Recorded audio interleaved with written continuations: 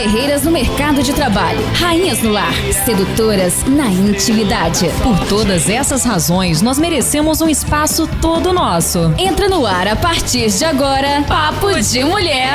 Aqui você tem voz, aqui você tem vez. Os nossos parceiros são Doutora Sidneia Aparecida Galo, ginecologista, Laboratório Vila Rica, Clínica C+, Cardiologia, Dr. Antônio Valentim Sâncio, Imafar Farmácia de Manipulação, Dr. Rômulo Tavares, urologista, terapeuta Angélica Jacó e Casa do Biscoito.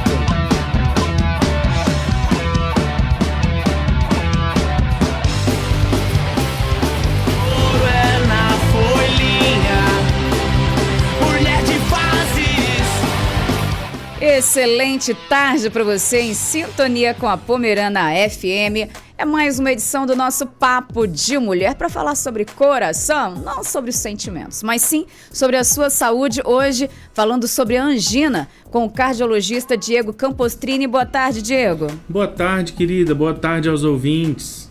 É um prazer recebê-lo mais uma vez aqui no nosso Papo de Mulher para falar desse assunto tão importante que é a angina, mas primeiro explico para os nossos ouvintes o que é a angina. Perfeito, é um prazer estar aqui com todos vocês na nossa rádio Pomerana para falar sobre angina. A angina é um sintoma, é algo que uma pessoa sente por conta, em decorrência de uma doença de obstrução do fluxo sanguíneo para irrigação do coração.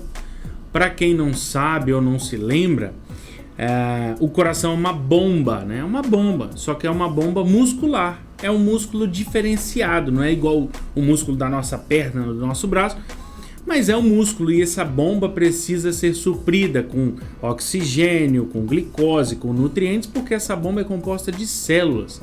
Acontece que quando a irrigação dessa bomba não funciona mais, ou seja, quando há um entupimento de uma artéria coronária, que é o vasinho que irriga essa bomba muscular começa a dar sinais de sofrimento, ou seja, ela começa a ir morrendo, ela fica chocada com a ausência do sangue, porque ela deveria ser nutrida para que ela faça o papel dela, que é de bombear o sangue. Acontece que quando um caninho desse, um vasinho desse entope, esse vasinho que irriga essa bomba, o coração, chama coronária. Quando há uma obstrução parcial ou total deste fluxo, o músculo sofre. E aí, quando o músculo cardíaco sofre, ele dá sinais. E o principal sinal ou sintoma nesse caso é a dor no peito de origem cardíaca. É a angina. Essa é a angina. E outras partes do corpo podem sentir esses sintomas? Ou somente naquele local mesmo? Não, a angina... O que é o externo, na verdade, né? Que é essa parte ali do... Isso. Uhum. Para quem não sabe, o externo é esse osso no centro do peito, esse osso central. E aí, atrás desse externo, fica o coração. E aí, quando esse coração sofre por uma ausência de suprimento sanguíneo, ele dói.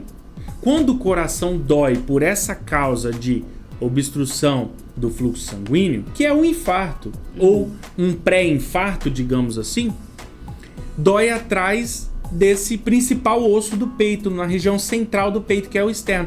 Aí a gente chama de dor retroesternal. É porque fica atrás do externo. Bom, quem então, tá ali? O coração fica atrás do externo, Isso. Então não fica tão à esquerda, só à esquerda. Não, centralizado, né? De jeito nenhum.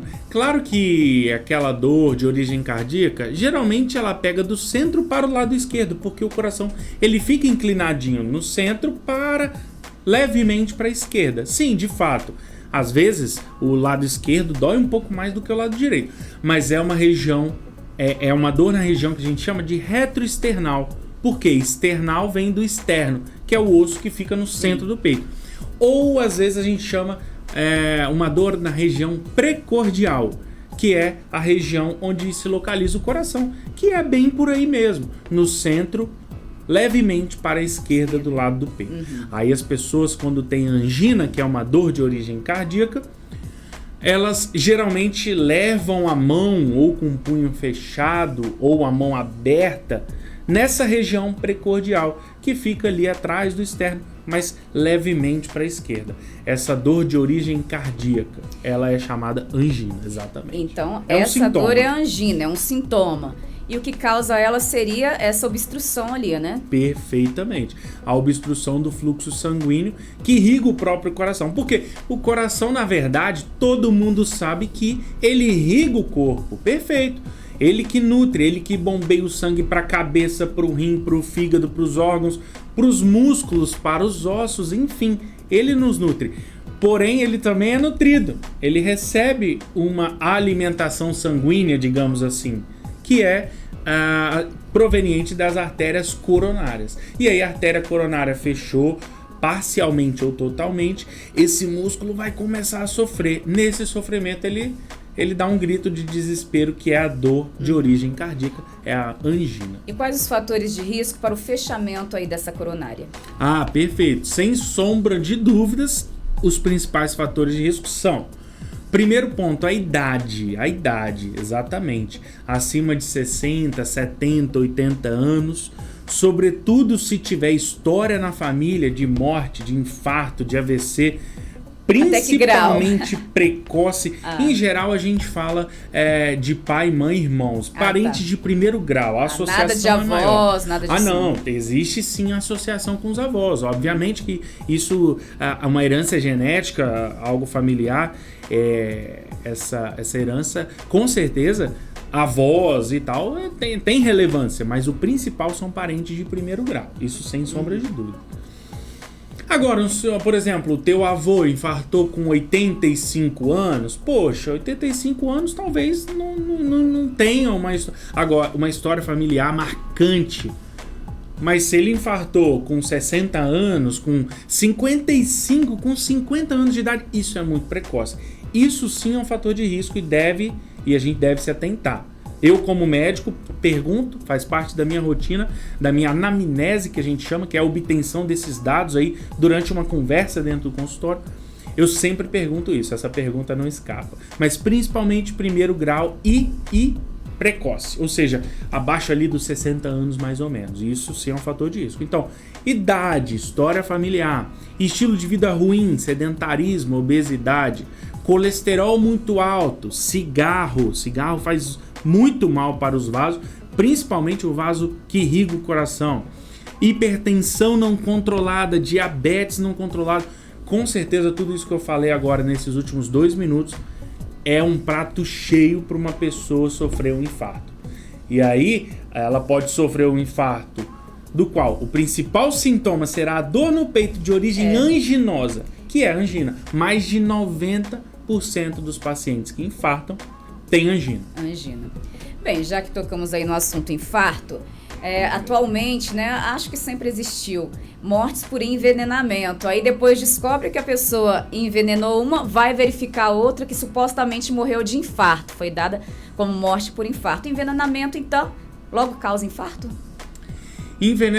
Eu acho que isso é muito mais incomum depois, nos dias de hoje, né? Porque graças descobriram depois, por exemplo, vamos fazer exumação aí de um corpo, mas de corpos recentes, onde a pessoa foi dada como morta, como infarto, mas depois descobriu-se que também era por envenenamento. Que houve essa possibilidade, né? Então, uma morte suspeita atualmente... Uma já foi confirmada, por exemplo. Nossa, mortes, né? Meu Deus.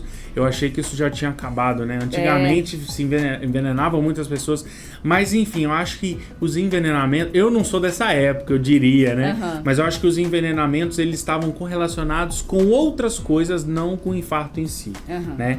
Eram remédios que, por exemplo, que mata rato, enfim, são remédios que eles usavam, raticidas no passado para isso, ou outras coisas, promovem outras coisas no organismo, como sangramentos internos e tal, e infarto eu não tenho essa informação atual se envenenamento gera infarto. Entretanto, o que a gente sabe que uma morte suspeita hoje em dia, ou traumática, né? Mas se falando desse assunto, uma morte suspeita, ela vai por um serviço de verificação de óbito corriqueiramente, né? E lá eles têm os protocolos para se descobrir aquilo. E volta e meia, não envenenamento. Isso eu já não sei, mas volta e meia a gente vê que infarto foi realmente a causa de uma morte súbita. Coração pode ocasionar uma morte súbita. Aí talvez a pessoa sentiu uma angina solitariamente, rapidinho, e aí, pum, morreu. Né? Infelizmente, as mortes súbitas cardiovasculares acontecem com alguma pouca frequência, mas acontece. E qual a relação, a classificação das anginas? Isso aí é algo extremamente não, é algo mais técnico, mas que eu vou tentar esclarecer para o pessoal. Então, como é que a gente classifica como cardiologista uma angina? É uma dor no peito que tem várias características, muitas características de angina, uma dor no peito com muitas características de angina, a gente chama de angina típica. E aí, se não tem muitas características, a gente chama de atípica. E se a gente não vê que uma dor no peito tem a correlação com o coração, a gente costuma chamar de dor não anginosa. Mas o que seria, eu acho que para a gente produzir uma boa resposta através dessa pergunta, eu acho que seria o seguinte: o que é uma angina? Como é uma angina? Então, as características de uma angina típica são: é uma dor naquela região que a gente comentou, retroesternal, ou na região precordial, em queimação. Frequentemente os pacientes queixam de queimação muito forte, ou uma dor em aperto opressiva. Então, dificilmente uma dor empontada, enfisgada, principalmente que piora ao respirar e aos movimentos do tronco, ou são reproduzidas assim, não deve ser coração. Então, se tem movimento... Se tem movimento, aí a chance cai bastante. Agora, se é uma que acontece espontaneamente ou relacionada aos esforços e melhorando com repouso, nessa região que a gente comentou, em queimação ou em aperto opressiva, que vai piorando, se localiza nessa região, mas às vezes ela pode andar, que a gente chama de irradiar, para os braços, para o braço esquerdo, para a mandíbula. Isso aí costuma ser preocupante, que é desencadeada ou piorada por esforço físico, por também estresse emocional, e ela costuma melhorar com repouso.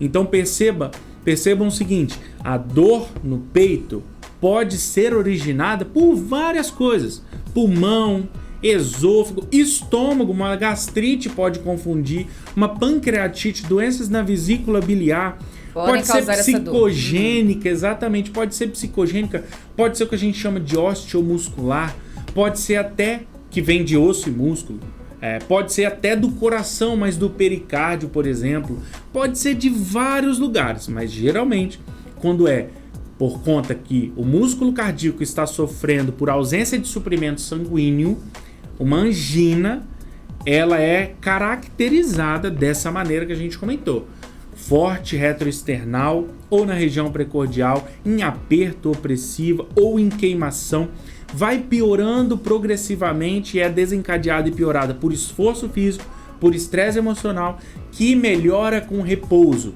E não é infrequente ela se irradiar, ela andar, ter uma sensação de que ela vai para o braço esquerdo, principalmente a parte de dentro do braço esquerdo, ambos os braços ou mandíbula, até mesmo pescoço e mandíbulas.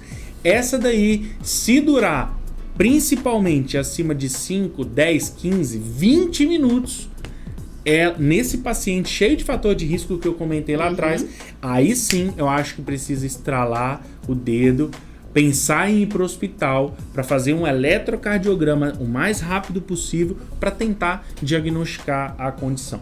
E qual a relação da isquemia com a angina? Também causa essa dor? Exatamente. Na verdade, a angina é um sintoma. O que é o sintoma?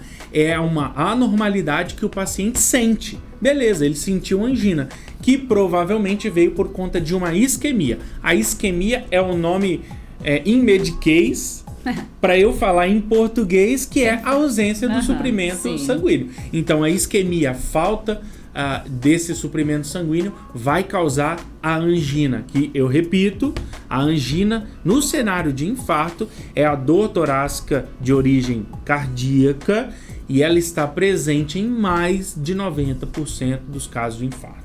E já que a angina pode ter diversas causas, como você citou, como tratar essa dor? Bom, a angina, ela precisa ser reconhecida. Então, antes de tratar, ela precisa ser reconhecida, como a Saber gente de está... onde vem, Isso, exato. Em se tratando de uma angina, uma dor de origem cardíaca, como é que a gente trata isso? Bom, a gente precisa tratar a causa da angina, que é a isquemia, ou seja, precisamos intervir farmacologicamente ou através de um cateterismo, ou seja, a gente precisa dar remédio ou intervir de alguma forma para que aquela obstrução cesse, para que a gente restaure aquele fluxo sanguíneo. Essa é uma das situações que a gente trata a angina, ou seja, reverter a causa base. A gente tem que tirar a isquemia. A outra forma o paciente vai para o hospital e a gente dá vasodilatador, que a gente chama. É uma forma que a gente tem, uma forma farmacológica, ou seja, com uso de remédios. Pode ser na veia, pode ser via oral, para a gente tentar abrir um pouquinho o vaso, fazer ele dilatar um pouquinho em casos de obstruções parciais. Isso pode ser efetivo. Então, vamos supor que o vasinho, como se fosse um canudinho, ele tivesse 95% entupido. Ainda tem um fiozinho de sangue passando. A gente dá esse remédio, pode ser que de 95% a gente transitoriamente restabeleça aí uns 30% do fluxo. Quando a gente restabelece farmacologicamente, o paciente melhora da dor. Isso é muito... E aí, é aquele 70%? Aí a gente tem que conduzir o paciente, em sendo angina, para o principal exame para isso, que é o cateterismo cardíaco. O cateterismo, então, é um exame, não tratamento. O cateterismo, ele é os dois.